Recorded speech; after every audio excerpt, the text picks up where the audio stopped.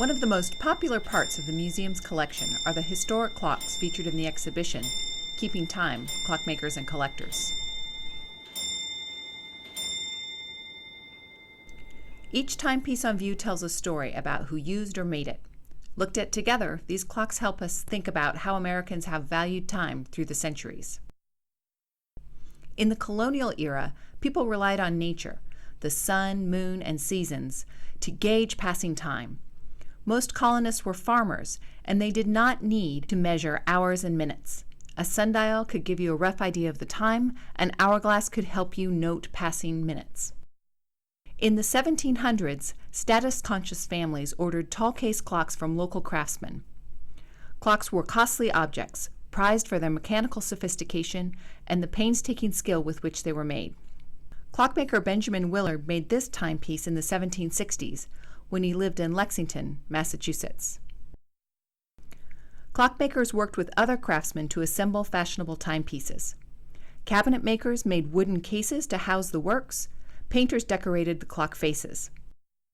One of Benjamin's brothers, Aaron, sold this clock in the early 1800s. An innovator, Aaron experimented with a new type of shelf clock for American consumers in the early 1800s. It was fashionable as a tall case clock, but took up less room and needed less metal to fabricate. Another Willard brother, Simon, introduced new clock forms, like the improved timepiece or banjo clock. He also produced the distinctly shaped lighthouse clock. Around the same time, other innovative clockmakers like Eli Terry explored ways to manufacture clocks making parts using water power. In producing stylish but affordable shelf clocks like this one, Terry helped prove there was a market eager to buy lower-priced timepieces. By the 1830s, more Americans, many of whom worked in mills and factories, wanted to know the exact time throughout the day. Eli Terry's and other clockmakers' innovations brought affordable, factory-made clocks to Americans for the next century. In the face of fierce competition, clock manufacturers sought to make their merchandise stand out in the crowd.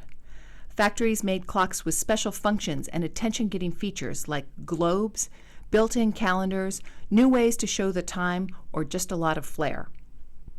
Some clockmakers took a different tack. They crafted clocks that expressed creativity one by one or in small numbers. Colorful clocks made by George McFadden are folk art, unique objects that explore an idea. Hear the story of Jonah and the whale. Other clocks show how makers sought to capture the interest of consumers. This clock illustrates the rhyme, "Hickory dickory dock." When the clock strikes one, the mouse falls down. These charming clocks reflect the talent and passion of their makers. Passion has fueled the museum's clock collection. Over the years, many families and inspired collectors, such as Ruth and Willis Michael, have given their prized clocks to the museum. These clocks can help us tell the story of American ingenuity for generations to come. Ruth Michaels donated more than 150 pieces from her husband's collection. She did so in honor of her husband's lifelong involvement in Freemasonry. Her gifts included clocks from Europe, like these from Amsterdam and Austria, as well as clocks made in the Michaels' home state of Pennsylvania. And even this crowd-pleasing organ clock made in the German Black Forest.